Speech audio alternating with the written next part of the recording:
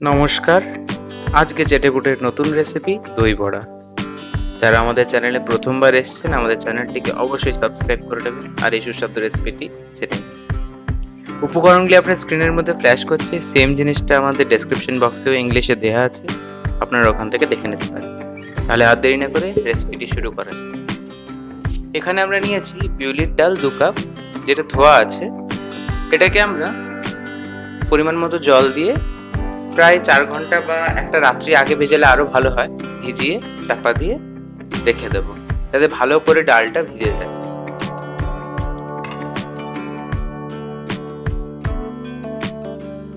ডালটা ভিজে গেলে আমরা কি করব না, এটা ভালো করে বেটে নেবো, একদম ফাইন পেস্ট করে বাটতে হবে, এটা মাথায় রাখতে হবে। যার জন্য আমি কি করলাম, ডালটাকে একটা মিক্সার গ্রাইন্ডারের মধ্যে আমি ট্রান্সফার করে দিলাম। ভেজা ডালটা দেখতে পাচ্ছেন যে একদম পেস্ট হয়ে গেছে ডালটা। আর এটার বাটার সময় একদমই যদি জল লাগে তবেই জল দেবেন, নয়তো জল দেবেনই। এরকম ঠিক কনসিস্টেন্সিটা থাকতে হবে ডালে।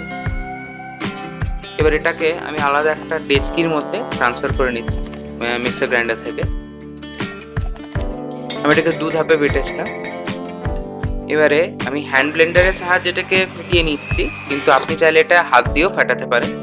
প্রায় 10 থেকে 15 মিনিট এটা ফেটাতে হবে, যাতে এয়ার ইনকালকেট হয় এই ব্যাটারটার মধ্যে। যত বেশি হাওয়া ইনকালকেট হবে, এয়ার ঢুকবে, তত ভালো আপনার দই বড়া হবে। এবার আমি স্বাদ মতো নুন দিয়ে দিলাম আর হিঙের জল দিলাম 1 চামচ, মানে হিংটা ভেজানো ছিল ওই জলটা দিলাম। আবারও এটাকে মিশিয়ে নিতে হবে ভালো করে 4-5 মিনিট মতো হাত দিয়ে। দেখতে পাচ্ছি মেশানো হয়ে গেছে। এবার এটাকে ভেজে নেব। তার জন্য কি করতে হবে, 2টো কড়াই পরস্পর 2টো গ্যাসে বসাতে হবে। আর একটা কড়াইয়ে তেল নিতে হবে, রিফাইন তেল নিয়েছি আমি এখানে। আর পাশের একটি কড়াইয়ে আমি জল নিয়ে নেব, যে জলটি আমি গরম হবে, মানে ফুটবে আর কি পাশাপাশি। এদিকে ভাজাও হবে আর ওইদিকে জলটি ফুটবে। ওটার কাজ কি ওটাই পরে বলছি। এবার ছোট ছোট আকারে বড়ার মতো করে ভেজে নিই বড়াগুলোকে। দেখতে পাচ্ছেন যে বড়াগুলো ছাড়া হয়ে গেছে। আমি একবারে এখানে 7টা বড়া ছেড়েছি। এই বড়াগুলো উল্টে পাল্টে ভালো করে ভেজে নিই।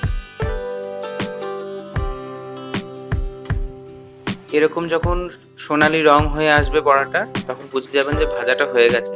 এবার এখানে তেলটা ভালো করে ঝরিয়ে নিয়ে এটা ট্রান্সফার করে দেবো কোথায়, ওই ফুটন্ত জলটার মধ্যে আমি ট্রান্সফার করে দেবো।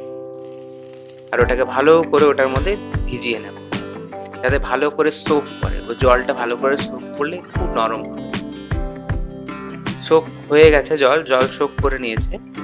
প্রায় 10-15 মিনিটের মধ্যে সোক করে নেয় জল। দেখতে পাচ্ছেন যে বড়াটা খুব নরম হয়ে গেছে, তুলতুলে হয়ে গেছে। যত বেশি তুলতুলে দই বড়া হবে তত খেতে ভালো হবে, টেস্টি হবে। এটাকে আমি আলাদা একটা পাত্রে রেখে দিলাম। এবার দই বড়াটা যে এবার পরিবেশন করতে হবে, পরিবেশন করাটাই। তো একটা প্লেটের মধ্যে আমি 5টা বড়া নিয়ে নিলাম। ওপরে ফ্যাটানো টক দই দিয়ে দিলাম, এটা ঘরে পাতা টক দই। আপনারা যদি চান পরের ভিডিওতে কি করে টক দই বসাতে হয় ঘরে, সেটার ভিডিও তাহলে আমি বানাতে পারবো। দরকার হলে আপনার কমেন্ট বক্সে আমায় লিখে জানাবেন। বিট নুন ভাজা মশলা ছড়িয়ে দিলাম ওপরে। এবার আপনি এটা স্বাদ মতো ইচ্ছা মতো ছড়াতে পারেন। তারপর তেঁতুলের চাটনি, এগুলো সবই ঘরে বানানো। আপনার যেই রেসিপিটি এক্সট্রা আপনার লাগবে জানতে হবে, ওটা আমাকে জানাবেন ডেসক্রিপশন বক্সে বা কমেন্ট বক্সে। ধনেপাতা চাটনি দিয়ে দিলাম। তারপর একটু গার্নিশিং এর জন্য বেদানা আর ঝুরি ভাজা, এটা দিয়ে খেলে খুবই সুস্বাদু হয় খেতে।